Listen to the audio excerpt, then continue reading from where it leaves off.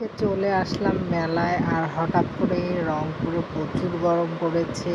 মানে আমি তো ঘেমে আমার অবস্থা খুব খারাপ গরমে। আমি তাহাকে বলতেছি, তাহা তাড়াতাড়ি করো, গরমের মধ্যে ভালো লাগতেছে না।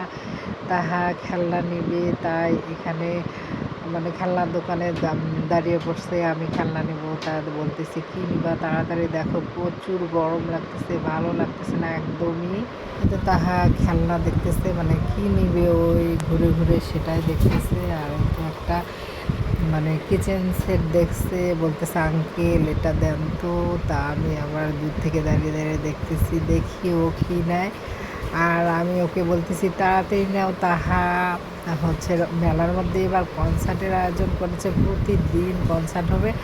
তাই আমি গানগুলো শুনতেছি আর আমার মন মানতেছে না। তাহাকে বলতেছি তাড়াতাড়ি নাও, আমি একটু গান শুনতে যাব। আরে তো তাহা কিচেন সেট নিবে, সেটটা নামাইতে বললো। আর আমরা এখন নিয়ে এখান থেকে আমরা এখন গান শুনতে যাব।